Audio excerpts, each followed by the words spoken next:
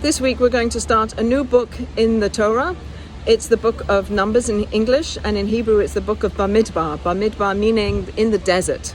As we know, the Jewish people have come out from the land of Egypt. They're traveling towards the promised land. They're going to spend 40 years in the desert, but now they are about to come to Mount Sinai. And as we know, on Mount Sinai is the place where God gave the Jewish people the Torah.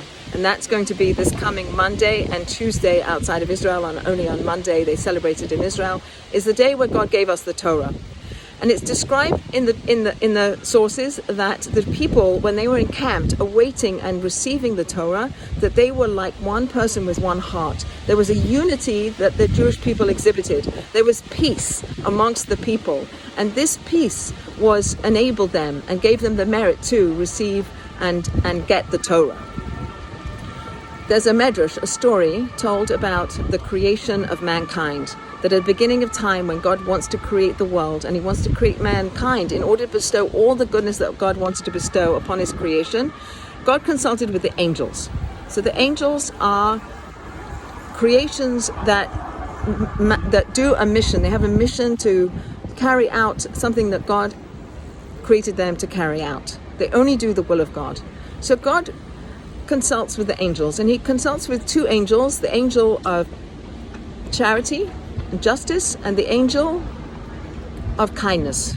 And he asked them, should I create mankind? And they said yes, because mankind will be filled with the capacity to do kindness and to be just and to give charity.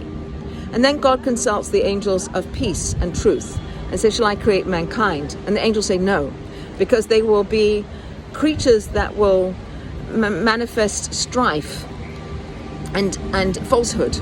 So don't create mankind. So as we know, God did create mankind, even though he consulted with the angels. And we are created with the capacity to have free choice. In the moral realm, we can choose. So when we look at this medrash and we understand there are these foundational character traits and values that the world is created on, of justice and kindness and peace and truth. And that we understand from the medrash that when the angels of peace and truth said, no, don't create man, that what God did is he took those attributes, peace and truth, and he threw them down into the lower world, into our world, for us to pick up. So here we are, flawed creatures with free will, and we have this capacity to make choices. Can we make the choices where we